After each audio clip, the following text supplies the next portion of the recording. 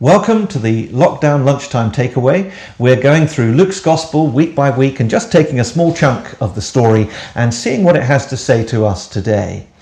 This week we're at the end of Luke chapter 4. You can find a link in the details on this video so that you can read the passage online.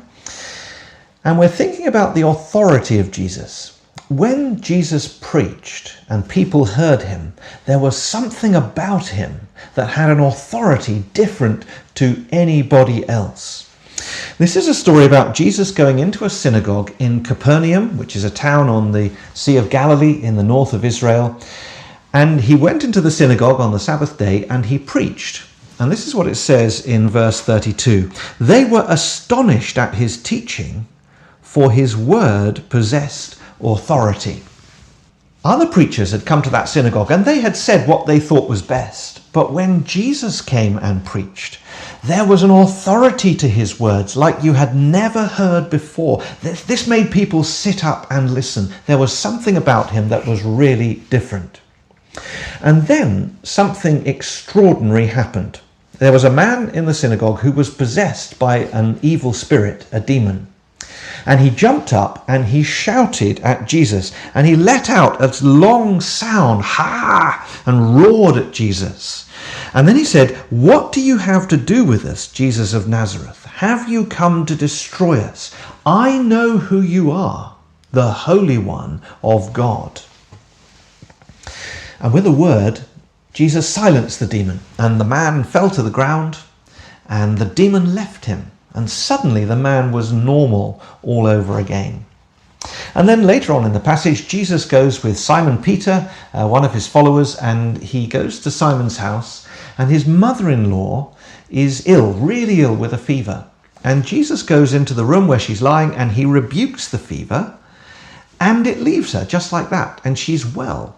And she gets up and she serves them all lunch. And because of that, lots and lots of other people are bringing their sick people to Jesus and he heals them. And there are other people who are demon possessed and he also heals them. And I can hear you saying, what on earth is going on?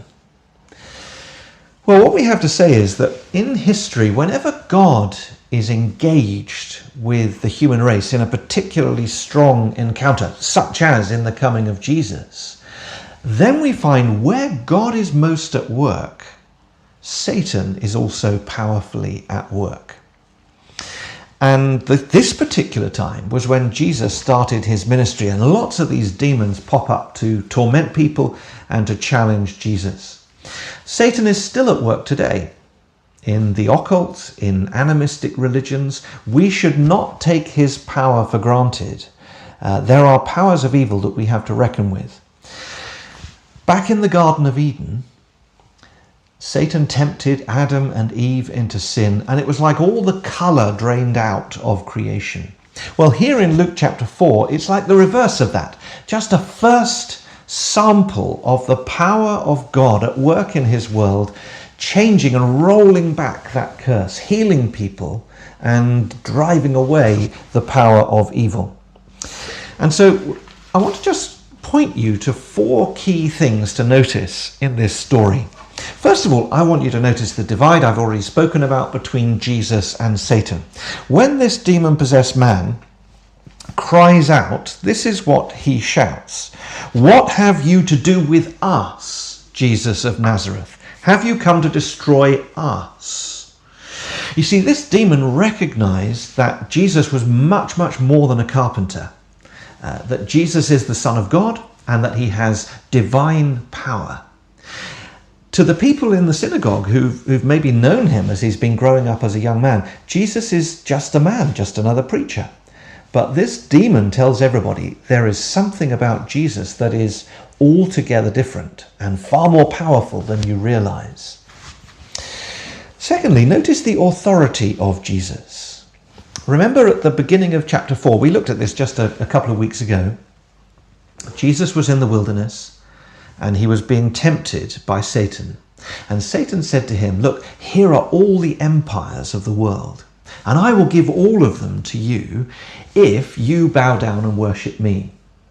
Now, of course, the empires of the world are not Satan's to give to Jesus. He doesn't rule the world. God rules the world. And so Jesus resisted his temptation and rubbished it. But what's really interesting here is that when Jesus drives out the demon, it's very quickly clear who has the authority, isn't it?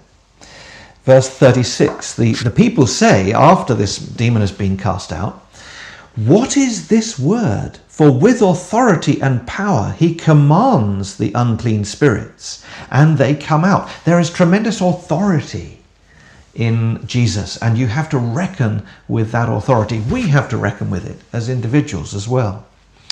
The third thing to say is that that authority of Jesus is in his word. In this story, the words of Jesus have tremendous power. So he goes into the synagogue and he preaches, and very quickly people are saying, "We've never heard anybody preach like this. This is extraordinary." His words have an authority that attacks people's hearts and consciences and speaks like no other preacher ever has done. Jesus was the greatest preacher who has ever lived. And then, of course, he rebukes the demon, and how does he do it? He does it with a word. He simply says, "Be silent," and come out of him, and he does. It's as simple as that. And at the end of the passage, after he's done all his miracles, and people are clamoring for him to do more, he says, no, I have come to preach. It's the word that really matters. So he says, "I must preach the good news of the kingdom of God to the other towns as well, for I was sent for this purpose." He has come to announce the kingdom, to explain it, to teach us, to reveal it to us. And it is his words more than anything that are so powerful. His words turn the world upside down. They change you and me. We had better take them seriously. Finally, these acts of power are just a foretaste, as I've already said, a foretaste of the end of history. In these miracles, Jesus is rolling back the curse of sin and death. What he did in his miracles was just a first foretaste of what he will do when he returns at the end of history, as he told us he will. He will come to judge, and he will also come to renew this creation, to banish sin and death and the curse and suffering, and to remake this world anew, and to raise those who've died, and so on and so forth. He is going to do that, and in these miracles we get the first suggestion, the first taste of what that's going to be like.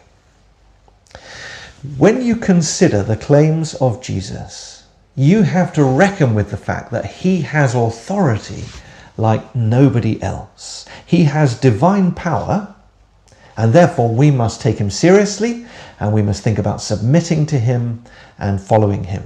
And next week we're going to meet his disciples who do follow him and find out what it means to be a disciple of Jesus. Thanks for joining me. I'll see you next week.